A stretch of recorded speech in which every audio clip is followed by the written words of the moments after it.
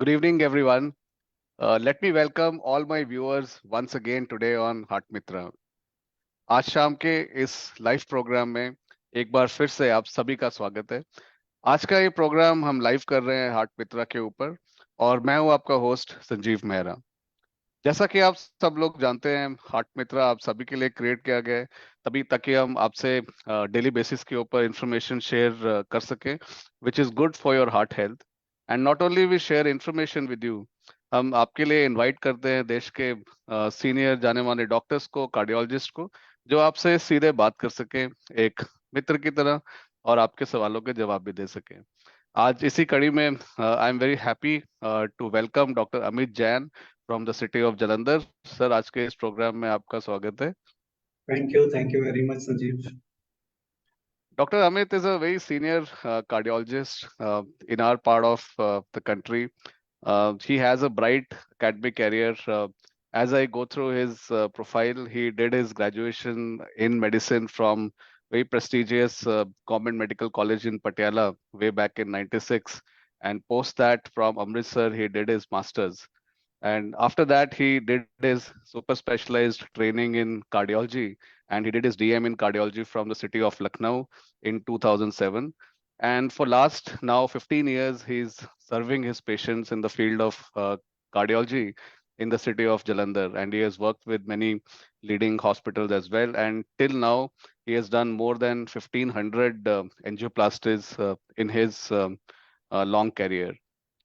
Sir has been regularly publishing papers and presentations in various national and international conferences.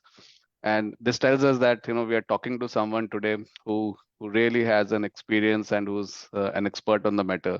And he is also a fellow in most of the leading academic associations in the country and abroad as well.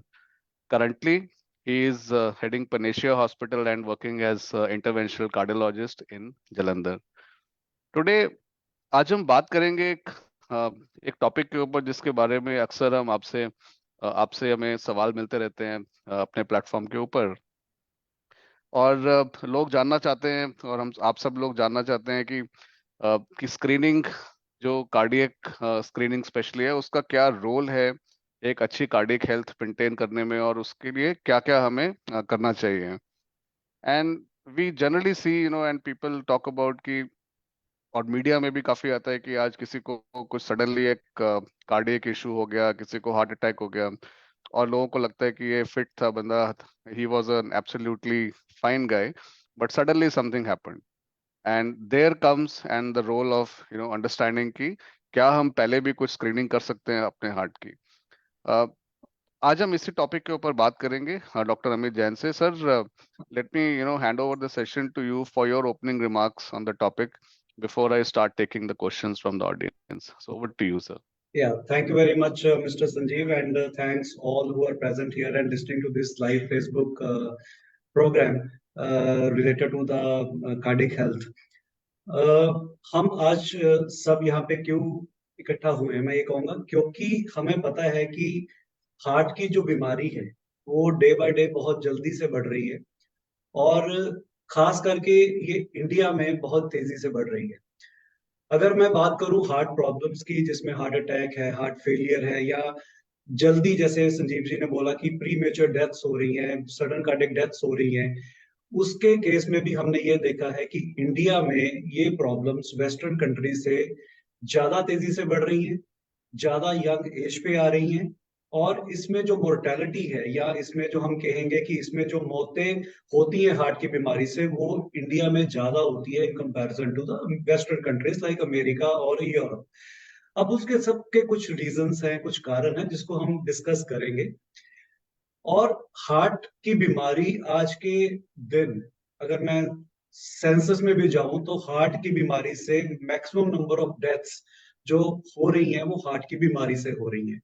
सो ये एक और कारण है कि हमें heart के health को लेके हमेशा सजग रहना चाहिए, हमेशा तैयार रहना चाहिए, और हमें ट्रीटमेंट से पहले, जैसे कहते हैं prevention is always better than cure, तो हमें इसको प्रिवेंट करने के ऊपर ज्यादा जोर देना चाहिए रादर देन ट्रीटमेंट के ऊपर। सो उन्हीं सब चीजों के लिए कि क्योंकि ये नंबर वन कारण है डेथ का हार्ट की बीमारी, और ज्यादा जल्दी बढ़ रही है, यंग लोगों में आ रही है। तो उसी के सिलसिले में हम आज कुछ डिस्कशंस करेंगे आप सब लोगों के साथ। बहुत बहुत धन्यवाद मिस्टर संजीव आपका, और बहुत बहुत धन्यवाद वंस अगेन जो भी लाइव ऑडियंस इस समय हमारे साथ जुड़ी हुई है। Over to you Sanjeev. जी डॉक्टर अमित, शुक्रिया, आपने एक कॉन्टेक्स्ट हमें बताया और उसी में से पहला सवाल हम आपसे पूछना चाहेंगे। आपने बताया कि as compare to western countries, India में cardiovascular issues events are higher, और उसके अंदर भी जो इवेंट्स होते हैं उसमें भी जो रेट ऑफ डेथ है या फेटेलिटी है, that is higher as compare to western countries. So what is the reason for that, why we are at more risk?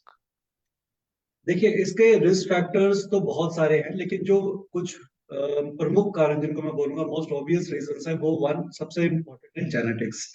आज की डेट में हम जेनेटिक्स की बात करते हो, जेनेटिक्स सब लोगों को पता है कि जो जीन्स हमारे पेरेंट्स से हमारे में आ रहे हैं, वो जेनेटिक्स हमारे इंडियन के कुछ ऐसे हैं कि हमें हार्ट की बीमारी होने के चांसेस वेस्टर्न पॉपुलेशन से ज्यादा होते हैं। WHO ने अभी एक रिसेंट सर्वे किया था 2021-22 में, जिसमें उन्होंने सारी वर्ल्ड का डाटा इकट्ठा किया, और सब में उन्होंने देखा कि जो एशियंस हैं, इंडियंस हैं, उसमें blood pressure, smoking, diabetes, alcohol, ये सब जो रिस्क फैक्टर हार्ट की बीमारी के हैं, ये सब इसमें इंडियंस में ये ज्यादा है in comparison to the western countries. हमारी डाइट कुछ इस तरह से है जो जिसमें मीट ज्यादा है, सैचुरेटेड फैट ज्यादा है। हमारे जो फिजिकल एक्टिविटीज इंडियंस में कम है, इंडियंस में ओबेसिटी ज्यादा है in comparison to the western world. So ये कुछ एक प्रमुख कारण है जिनकी वजह से इंडियंस में हार्ट की बीमारी होने के चांसेस ज्यादा है, और इनमें जो मोर्टेलिटी फर्टेलिटी है वो भी वेस्टर्न कंट्री के मुकाबले ज्यादा है। ओके, सो आई थिंक इससे एक बात ये तो क्लियर होती है, which is unfortunate although, that that Indians, because of the various reasons जो डॉक्टर जैन ने बताया, maybe we are at higher risk and we need to be more careful about. Sir, अब जैसे ये जानने के बाद कि भी हम रिस्क पे हैं ज्यादा, हमारी पॉपुलेशन, सो और आपने ये भी बताया कि प्रिवेंशन के ऊपर हमारा ध्यान होना चाहिए कार्डियोवास्कुलर इश्यूज को लेके, सो क्या एक किया जाए और क्या कुछ अर्ली स्क्रीनिंग हमें हेल्प कर सकती है? और आप थोड़ा बताएंगे इस बारे में हमें कि what is basically this preventive screening and why it should be done and how it can help? जी, देखिए, सबसे पहले तो हमें ये समझना पड़ेगा कि जो हार्ट की बीमारी है वो सिर्फ ओल्ड एज की बीमारी नहीं है, एल्डरली पेशेंट्स की या एल्डरली पॉपुलेशन की बीमारी नहीं है। ये अभी यंग पॉपुलेशन में भी बढ़ रही है, और हम ये ना समझे कि जितने भी यंग जनरेशन ये इस प्रोग्राम को सुन रही है कि उनको ये बीमारी नहीं हो सकती है। ये बीमारी हर एज में हो सकती है। एंड संजीव जी, आपको ये जान के हैरानी होगी कि जितने भी बॉडी में, दिल की नसों में जो कोलेस्ट्रॉल जमता है, वो ओल्ड एज में जाके नहीं जमता, वो सेकंड डिकेड में जमना शुरू हो जाता है।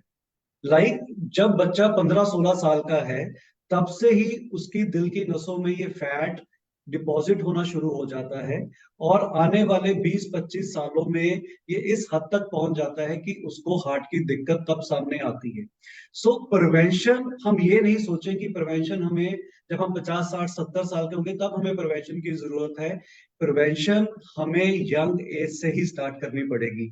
सो पहले तो ये आप मानिए कि जितने भी पेरेंट्स यहाँ इस प्रोग्राम को देख रहे हैं, उनको अपने पे तो प्रिवेंशन जो हार्ट की प्रॉब्लम्स हैं उसको ध्यान में रखना ही है, उनको ये भी ध्यान रखना है कि उनके बच्चे भी हार्ट की बीमारी से कल को ना पीड़ित हो या ना हार्ट की बीमारी उनको लगे।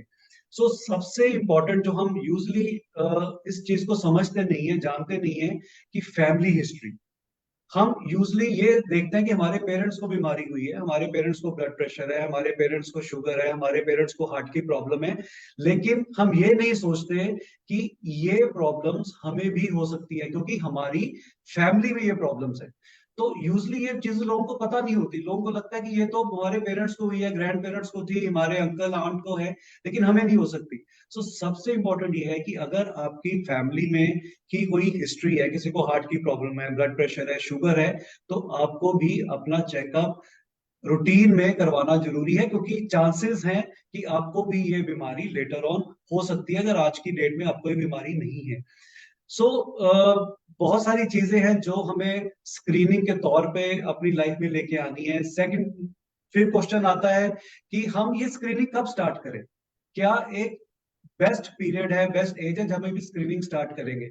फिर मेरा आंसर वही है कि हम ये मत सोचें कि हमें अभी बीमारी नहीं है और हमें स्क्रीनिंग की जरूरत नहीं है, हम तो 50-60 साल, या जब हमारे पास सामने सिम्टम्स आएंगे तब हम स्क्रीनिंग की जरूरत है। स्क्रीनिंग आपको तब से स्टार्ट करनी है जब आप एडल्ट हो जाते हो, यानी कि आपकी उम्र 18-20 साल की हो गई है, तभी से हमें ये स्क्रीनिंग हार्ट की डिजीज को प्रिवेंट करने के लिए स्टार्ट करनी चाहिए। सो संजीव जी, बहुत सारी ऐसी चीजें हैं जो हम अगर सही टाइम पे करेंगे, सही हमें उसके बारे में जानकारी है, तो हम अपनी और अपने बच्चों में भी हार्ट की बीमारी को प्रिवेंट या रोकथाम कर सकते हैं। जी। जी शुक्रिया सर। तो सर अक्सर जैसे कोई एक डीम्ड टू बी फिट, जैसे हम मान के चलें कि 18 20 25 30 साल की उम्र में अक्सर अगर किसी को कोई एक नोन या एस्टेब्लिश्ड ऐसी कोई बीमारी नहीं है, कोई हार्ट की या डायबिटीज की, तो वो एक किसी डॉक्टर के भी टच में जनरली कोई भी नहीं होता, कोई भी इंसान। तो ऐसे में अगर आप बोल रहे हैं कि स्क्रीनिंग हमें करनी चाहिए कम एज से भी, तो क्या पेशेंट को या किसी भी नॉर्मल इंसान को खुद से हॉस्पिटल में जाके स्क्रीनिंग करनी चाहिए, या फिर अपने एक प्रॉपर एक डॉक्टर की एडवाइस लेके कुछ ऐसे टेस्ट हैं जो उसे स्क्रीनिंग के दौरान करने चाहिए? थोड़ा हमें इस बारे में बताइए कि वो शुरू कैसे करे स्क्रीनिंग को और किस तरह के टेस्ट होने चाहिए। जी देखिए, सबसे पहले जैसे मैंने बताया कि फैमिली हिस्ट्री, अगर आपकी फैमिली में किसी को भी हार्ट की या ब्लड प्रेशर शुगर की बीमारी है, तो आपको ये मान के चलना पड़ेगा कि आपको स्क्रीनिंग की जरूरत है। सो सबसे इंपॉर्टेंट फैमिली हिस्ट्री। उसके बाद आता है, अगर आपको रिस्क फैक्टर है हार्ट की बीमारी होने के, रिस्क फैक्टर्स में जैसे अगर आपको खुद से ब्लड प्रेशर है या शुगर है या ओबेसिटी है, मोटापा है, आप स्मोकिंग करते हैं, आपका लाइफस्टाइल अच्छा नहीं है, आप फिजिकल एक्सरसाइज नहीं कर रहे हैं, आपकी डाइट बहुत अच्छी नहीं है, आप जंक फूड बहुत सारा ले रहे हैं, तो आपको स्क्रीनिंग की सबसे ज्यादा जरूरत है। लेकिन मैं यहाँ पे ये कहना चाहूंगा कि इन्हीं को नहीं, जनरल पॉपुलेशन को भी स्क्रीनिंग की जरूरत है। और जैसे ही आप 18 या 20 इयर्स की एज को कोई भी टच करता है, बच्चा है आपके, आप पेरेंट्स हो, आपके बच्चे 18 या 20 इयर्स की एज को टच कर रहे हैं, तो उनकी भी स्क्रीनिंग होनी चाहिए। और स्क्रीनिंग में यूजली जो हम लोग यूजली कहते हैं, आपका ब्लड प्रेशर चेक हो जाना चाहिए, आपकी शुगर चेक हो जानी चाहिए, आपके कोलेस्ट्रॉल लेवल चेक होने चाहिए, और अगर आपको कोई सिम्टम्स हैं तो उसके हिसाब से आपकी हार्ट के लिए जो भी स्क्रीनिंग के टेस्ट डॉक्टर्स आपको एडवाइस करेंगे, वो आपके स्क्रीनिंग टेस्ट हो जाने चाहिए। बट मोटे मोटे तौर पे आपका ब्लड प्रेशर, आपकी शुगर और आपका कोलेस्ट्रॉल लेवल्स, ये सब चीजें एक स्क्रीनिंग के लिए हो जानी चाहिए, और ये 20 ईयर्स से स्टार्ट हो जाना चाहिए। ओके। सो एक जनरल पॉपुलेशन को 20 साल की उम्र के बाद अपने ये तीन टेस्ट जरूर कराने चाहिए: ब्लड प्रेशर, जी। ब्लड शुगर और कोलेस्ट्रॉल। जी। और अगर आपको कोई अगर रिस्क फैक्टर है, जैसे कि फैमिली हिस्ट्री या डायबिटीज या आप स्मोकर हैं, तो आपको किसी भी हाल में ये स्क्रीनिंग मिस नहीं करनी चाहिए और जरूर दर जरूर करानी चाहिए। Sir, definitely. What should be the frequency of this screening? मतलब कितने समय में करानी चाहिए? 6 महीने में एक बार, साल में, 2 साल में, तीन, मतलब what should be that the frequency? देखिए, अगर तो आपको कोई रिस्क फैक्टर नहीं है, आप एक जनरल रूटीन में अपनी स्क्रीनिंग करवाने जा रहे हैं, एंड और आपके सपोज टेस्ट, आपका सपोज आपने कोलेस्ट्रॉल लेवल्स चेक करवाए, आपके कोलेस्ट्रॉल लेवल्स नॉर्मल आ रहे हैं, आपको कोई रिस्क फैक्टर नहीं है, आपको हाइपरटेंशन नहीं है, डायबिटीज नहीं है, आप स्मोक नहीं कर रहे हो, आप फिजिकल एक्सरसाइज रूटीन में कर रहे हो, तो 5 साल में एक बार आपके लिपिड प्रोफाइल हो जाना चाहिए। अगर आपका ब्लड प्रेशर आप चेक करवाने गए हो 20 इयर्स की एज पे, लेट से आपका ब्लड प्रेशर डॉक्टर कहता है कि 120/80 है, that is with in normal limits, तो आपको 2 साल में एक बार ब्लड प्रेशर अपना रूटीन में चेक करवा लेना चाहिए। शुगर, अगर आपको शुगर के लिए स्क्रीन आप कर रहे हो, सपोज आपका शुगर नहीं आ रही है, तो वो भी आप 5 साल में एक बार शुगर के लिए स्क्रीनिंग कर सकते हो। और अगर आपके पास फैमिली हिस्ट्री है, ये मैं तब बात कर रहा हूं अगर आपकी फैमिली हिस्ट्री नहीं है, आपको कोई रिस्क फैक्टर्स नहीं है, लेकिन अगर आपके रिस्क फैक्टर्स हैं, आपकी फैमिली हिस्ट्री में ये सब चीजें हैं, तो डेफिनेटली आपको ईयरली अपने स्क्रीनिंग टेस्ट जरूर करवाने चाहिए। ओके। सो आप कह रहे हैं कि जनरली ईयरली एक, अगर रिस्क फैक्टर्स अगर है तो ईयरली बेसिस पर एक स्क्रीनिंग जरूर करानी चाहिए, और अगर ऐसे रिस्क फैक्टर नहीं है तो शायद 2 से 3 साल में भी आप एक बार करवाएं तो अ, पता रहेगा। सर, आपने ये बताया हमें कि ये तीन टेस्ट तो हमें जरूर दर जरूर कराने चाहिए। अब अगर मान लीजिए कि इन 3 टेस्ट के अंदर अगर कुछ भी ठीक नहीं निकलता, कि कंसिस्टेंटली ब्लड प्रेशर हाई आ रहा है या किसी का कोलेस्ट्रॉल लेवल ज्यादा आ रहे हैं, तो ऐसे में एक डॉक्टर की अप्रोच क्या होती है? और एक जिसकी रिपोर्ट से थोड़ी सी खराब आई है, तो उनको किन चीजों का ध्यान रखना चाहिए और क्या करना चाहिए? What are the next steps for him? जी, देखिए, अगर अनफॉर्चुनेटली किसी की रिपोर्ट्स खराब आती हैं, किसी के कोलेस्ट्रॉल लेवल्स नहीं ठीक हैं, या किसी का ब्लड शुगर निकल आती है, या किसी को ब्लड प्रेशर निकल आता है, तो सबसे पहले हमें उसको, एक डॉक्टर का ये दायित्व बनता है कि सबसे पहले उसको काउंसल करें। काउंसल उसको ये करना है कि ठीक है, आज आपकी रिपोर्ट्स अच्छी नहीं है, आप इसको स्ट्रेस मत लीजिए, आप अपना लाइफस्टाइल मॉडिफाई करिए, आप अपने रूटीन में फिजिकल एक्सरसाइज को लेके आइए, आप अपना ब्लड प्रेशर रूटीन में चेक करवाइए, शुगर रूटीन में चेक करवाइए, कोलेस्ट्रॉल लेवल्स को कंट्रोल करने के लिए आप अपनी डाइटरी हैबिट्स चेंज करिए। अगर आप स्मोकिंग करते हैं तो आप अपनी स्मोकिंग छोड़िए। तो ये सब कुछ चीजें जो हम जिसको बोलते हैं मॉडिफाइबल रिस्क फैक्टर्स हैं, हम उनको मॉडिफाई करने की कोशिश करें, सबसे पहले काउंसलिंग करके। दूसरा, लाइफस्टाइल मॉडिफाई करने के लिए बोले। तीसरा, हम ड्रग्स के ऊपर जाएंगे, मेडिसिन के ऊपर जाएंगे, कि अगर हमें लगता है कि रिस्क फैक्टर्स हैं और ये हम रियली इसको ब्लड प्रेशर या शुगर की या कोलेस्ट्रॉल लेवल्स ज्यादा हैं, तो गाइडलाइंस के हिसाब से हम उसको ट्रीट करेंगे विद मेडिकेशंस। सो लाइफस्टाइल का बहुत इंपॉर्टेंट रोल है। साइकोलॉजिकल उसको सांत्वना देने का या उसको समझाने का बहुत बड़ा दायित्व है किसी डॉक्टर का। और थर्ड पे आता है मेडिसिन। तो ये तीनों चीजें इंपॉर्टेंट है एक पेशेंट को, अगर किसी के भी ये टेस्ट नॉर्मल आते हैं। Okay, so that's very very important advice. I am sure हमारे व्यूअर्स डॉक्टर अमित जैन की एडवाइस ना सिर्फ सुन रहे हैं, बट इसको इम्प्लीमेंट भी बिल्कुल ऐसे ही करेंगे वो। सर, आपसे 2-3 तरह के एक जो सिचुएशंस होती हैं अक्सर हमारी सोसाइटी में, हम जो देखते हैं, आपसे स्पेसिफिक सवाल पूछना चाहूंगा कि अब एक अक्सर जैसे एक 30-35 साल की उम्र के लोग जो हैं, और कोई फैमिली हिस्ट्री नहीं है और कभी टेस्ट नहीं कराया, तो मालूम भी नहीं कि कभी कि कुछ कोलेस्ट्रॉल ज्यादा है या नहीं। और एक सेंस ऑफ डिनाइबिलिटी होती है कि भाई अभी तो I am fit, I am going to work, मुझे कोई सिम्टम नहीं है, कुछ प्रॉब्लम नहीं है, तो स्क्रीनिंग क्यों?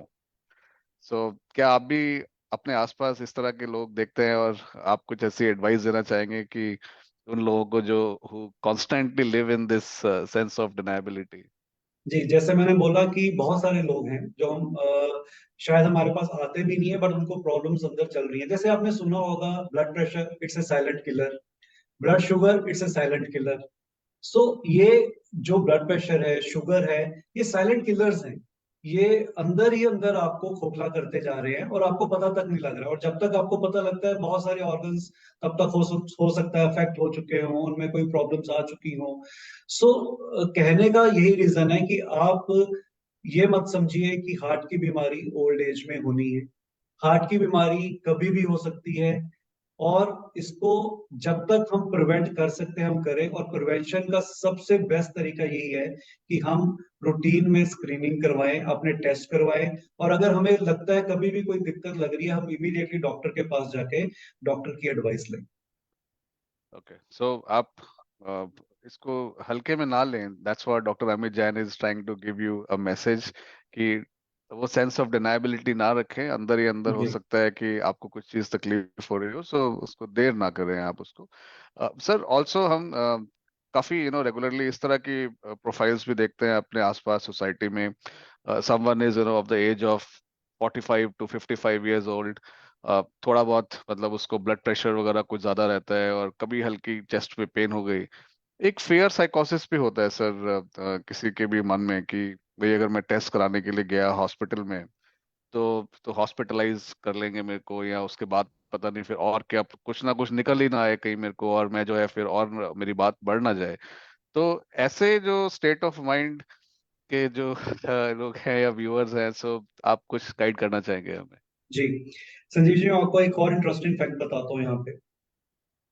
80% जो डेथ्स हैं, प्री मेच्योर डेथ्स का मतलब है कि जो हम यंग एज पे या मिडिल एज पे जो डेथ्स हो रही हैं आज की डेट में, हम उनको प्रिवेंट कर सकते हैं 80% डेथ्स। सो आप देख सकते हैं कितनी बड़ी फिगर है ये, कि हम 80% डेथ्स को प्रिवेंट कर सकते हैं सिर्फ एक प्रॉपर स्क्रीनिंग से, प्रॉपर डॉक्टर की एडवाइस से और प्रॉपर नॉलेज से कि अगर आपको कुछ सिम्टम्स हो रहे हैं तो इमीडिएटली हम डॉक्टर की एडवाइस लें, डॉक्टर के पास जाएं और हम प्रिवेंशन के लिए अपना स्टेप फॉरवर्ड करें, क्योंकि प्रिवेंशन ही एक बेस्ट तरीका है हार्ट की बीमारी से बचने का। सो हमें डिनायल मोड में नहीं रहना। हमें कभी भी कोई सिम्टम आ रहा है, हमें फियर साइकोसिस से निकलना है।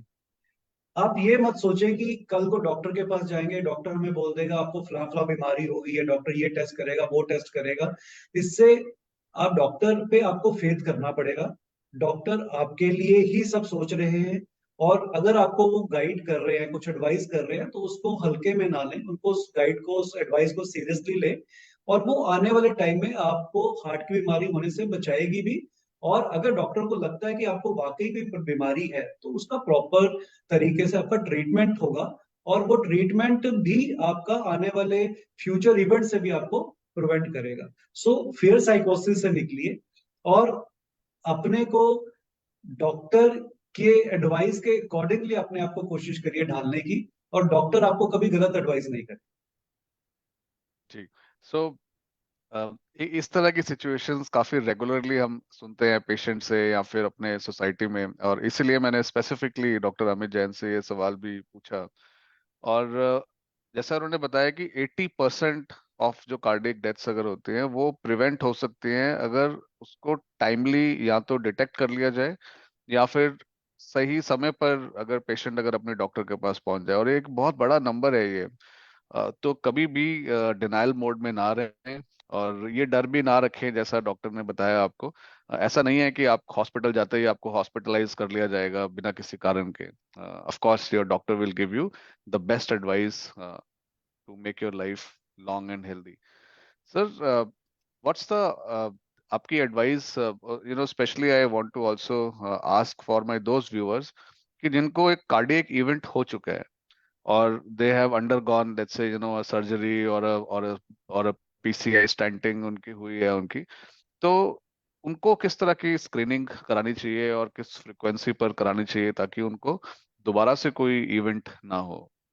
जी, देखिए, अगर किसी पेशेंट को हार्ट की प्रॉब्लम हो ही गई है ना, उनको कोई हार्ट अटैक या हार्ट की नसों में कोई बीमारी थी जिसकी वजह से उनको एंजियोप्लास्टी करवानी पड़ी है, बाईपास सर्जरी करवानी पड़ी है, तो पहले तो उनको ना, सबसे पहले जरूरी है कि उनको स्ट्रेस फ्री किया जाए। उनको ये बताया जाए कि ठीक है, एक बीमारी आई थी, उसका इलाज हो गया, अच्छा इलाज हो गया।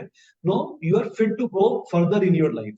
अब ये मत सोच के बैठे कि आप मरीज हो गए हैं, आपने अपनी डेली एक्टिविटीज को रिस्ट्रिक्ट कर लिया है, आप ये नहीं कर सकते, वो नहीं कर सकते, डॉक्टर ने इतनी सारी रिस्ट्रिक्शंस लगा दी हैं।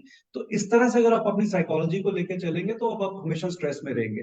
तो सबसे इंपॉर्टेंट है कि आप स्ट्रेस फ्री हो जाएं, कि आपकी एक बीमारी थी उसको ठीक हो गई है, no you are a normal person fit to go.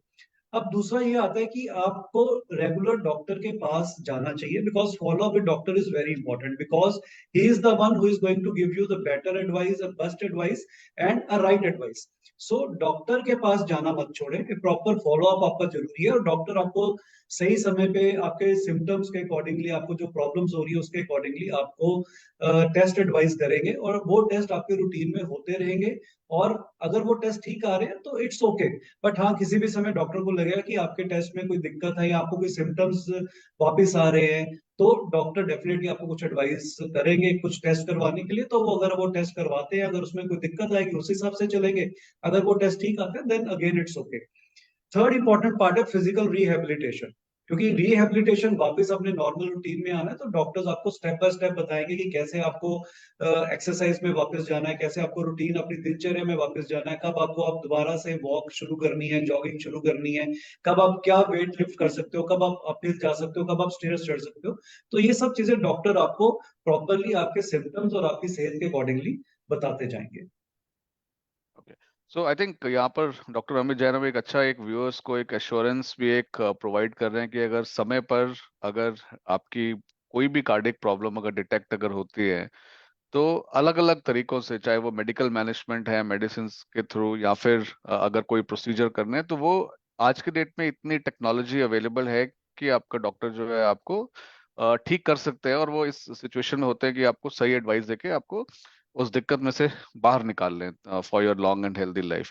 Sir ये तो हो गया कि डॉक्टर अब अपनी तरफ से जरूर पूरा ध्यान रखते हैं अपने पेशेंट्स का और करते हैं। सो अब इसमें पेशेंट किसी या किसी भी जिसको कार्डियक स्क्रीनिंग में कुछ निकल के आई है दिक्कत, वहां पर उनकी क्या स्वयं की रिस्पॉन्सिबिलिटी होती है अपने लाइफस्टाइल के अंदर, अपने खान पान के अंदर क्या मॉडिफिकेशन लानी चाहिए? आप थोड़ा हमें उस बारे में भी गाइड करें।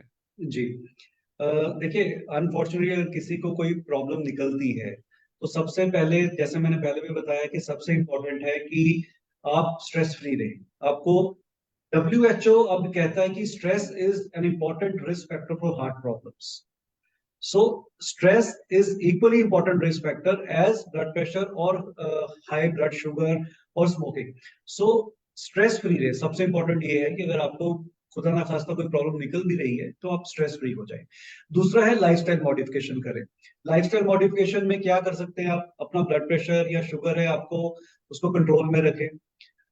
डाइट आप हेल्थी रहें, जंक फूड अवॉइड करें, सैचुरेटेड फैट अवॉइड करें। आप अपनी जो ट्रांस फैट्स है, तली हुई चीजें हैं, उसको अवॉइड करें अपनी डाइट में। ड्राई फ्रूट्स लेके आए अपनी डाइट में, ग्रीन लीफी वेजिटेबल्स अपनी डाइट में आप लेके आए, नट्स लेके आए, they are good for your heart. उसके बाद इंपॉर्टेंट है, जो आप रूटीन में ऑयल यूज करते हैं, try to rotate your oil every month. कभी आप वन ऑयल यूज करें, कभी दूसरे मंथ दूसरा ऑयल यूज कर ले, so that they have good fatty acids in all of them. So उसके बाद है स्मोकिंग। स्मोकिंग अगर आप करते हैं तो स्मोकिंग आप बिल्कुल बंद करें। That is big no no for smoking.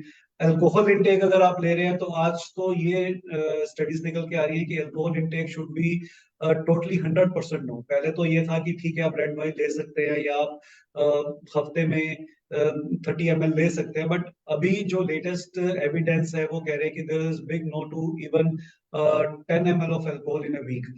उसके बाद इंपॉर्टेंट है, आप अगर आपको ओबेसिटी है, मोटापा है, तो आप उसको रिड्यूस करने की कोशिश करें। फिजिकल एक्सरसाइज करें, कम से कम हफ्ते में 5 दिन 40-45 मिनट्स वॉक करें, ब्रिस्क वॉकिंग करें, जॉगिंग करें, स्विमिंग करें, जो भी आपको अच्छा लगता है, आपकी हॉबी है, आप उसको अपनी दिनचर्या में लेके आए, फिजिकली एक्टिव रहे। एक इंपॉर्टेंट चीज जो मैं आज कहना चाह रहा हूं कि pollution pollution has come up as a big risk factor for heart problems. So towards society हमारा एक फर्ज बनता है कि हम पोल्यूशन कम करें, सो दैट आने वाली जो जनरेशन हमारी हैं वो पोल्यूशन को कम एक्सपोज हो और उनमें हार्ट की प्रॉब्लम्स भी कम होंगी। Because WHO again has said that pollution is a risk factor for heart diseases. So हमारा जो सोसाइटी को कंट्रीब्यूशन है, वो हम प्रॉपर कंट्रीब्यूट करें। Stress free living is very important. Mix up with your families, with your friends, take a break from your routine activities, take a break from your work, so that आप अपने आप को एक stress free life दे सकें। सो ये कुछ factors हैं जो अगर हम अपनी लाइफ में लेके आएंगे, इनकल्टेट करेंगे, तो डेफिनेटली हम आने वाले अपने हार्ट की बीमारियों से बच सकते हैं, उनको प्रिवेंट कर सकते जी शुक्रिया डॉक्टर अमित। आई थिंक आपने एक बहुत ही इलेबोरेट और कॉम्प्रिहेंसिव तरीके से हमारे सारे आज व्यूअर्स को इस टॉपिक के बारे में बताया। Since we are running out of time, so I'll just ask you one last question, which is also, I see it in the chat. Sir अक्सर आज जो काफी लोग ऐसे होते हैं जो कंपनीज में काम कर रहे होते हैं या खुद भी सेल्फ अवेयर हैं और वो मतलब अपना एनुअल हेल्थ चेकअप भी कराते हैं, सो स्क्रीनिंग कराते हैं। By the virtue of their job they have sitting jobs. दिन में 8 से 10 घंटे वो अपने कंप्यूटर के सामने बैठे हुए हैं। ऑफिस जो मेट्रो सिटीज में लोग रहते हैं, they go early to work, come late because of the travelling distances. So कई बार वो समय नहीं निकाल पाते अपने मॉर्निंग वॉक्स के लिए या अपनी बाकी रेगुलर एक्सरसाइज के लिए। ऐसे लोगों को के लिए क्या सर एडवाइस है आपकी, जिनकी एक लॉन्ग सिटिंग आवर्स जॉब है? उनको डेफिनेटली एक हाई लेवल ऑफ स्ट्रेस उनको रहता है उनको। So what's your advice to them? See होता क्या है कि अक्सर कई बार हम अपने सर्कमस्टेंसेस चेंज नहीं कर सकते हैं, but then everything is in your mind. अगर आप ऑफिस सपोज आपको जल्दी जाना भी है, तो you have enough time that आप you can go for exercise. This is only an excuse that you can not go for exercise. You can always take some time out from your busy schedule and you can go for exercise. Even I would say that even if you're sitting in your office for long hours, maybe 9-10 hours, you can get up in between and then do walk for 10-15 minutes in the office itself. So the ultimate aim is to reduce the stress. So चलना है, exercise करना है, diet अच्छी लेनी है। आप अगर office में बैठ के जंक फूड खा रहे हैं तो उसका कोई लॉजिक नहीं बनता है. सो डाइट आपको अच्छा रखना है अपना, आपको एक्सरसाइज करना है, you have to take time out for yourself because ultimately this is your life. आपको ही अपनी लाइफ को मेंटेन करना है. Nobody is going to come and help you out. So this is all in your hands, your mind, and ultimately you are the caretaker of your health, your life. That is only my message to you who are working in office for long hours. Very well. That's a straight and direct advice from an expert cardiologist. Excuse ना ढूंढें आप, solution ढूंढें. So even if you have to go early, even if you have a sitting job, I think हमेशा अपने लिए कुछ समय निकालना जरूरी है अगर आप एक लॉन्ग और हेल्दी लाइफ और एक हेल्दी हार्ट के साथ रहना चाहते हैं. तो अगर आज की डिस्कशन आप लोगों को यूजफुल लगी और आपको लगता है कि आपके फ्रेंड सर्कल में या फैमिलीज में ऐसे लोग हैं जिनको ये डिस्कशन उनके लिए यूजफुल हो सकती है, सो आप इस प्रोग्राम का लिंक फेसबुक से शेयर कर सकते हैं उनके साथ, and this discussion can be useful. I like to thank all my viewers who watched us live, या जो लोग इस प्रोग्राम को बाद में भी देखेंगे. And before I conclude, I thank you also doctor Amit. And before I do that, I'll any final words or summary would like to put across before we conclude the session. Yeah, definitely only one line. दिल है तो जहां है, और इसका ख्याल आपको खुद से रखना है. क्या बात है. सो दिल है तो जहान है, और आपको खुद अपने दिल का ध्यान रखना है, और स्क्रीनिंग करनी है आपको, जैसा कि सर ने बताया. और घबराना नहीं है उससे, स्ट्रेस नहीं लेना है. अगर कुछ निकल भी आएगा उस स्क्रीनिंग से तो आपके डॉक्टर हैं आपका ध्यान रखने के लिए और आपको स्वस्थ बनाने के लिए. On this words, thank you very much, Dr. Amit Jain, Thank you and very thank you to all my viewers, and good night, and we will meet you again soon. Bye bye. much. Bye bye.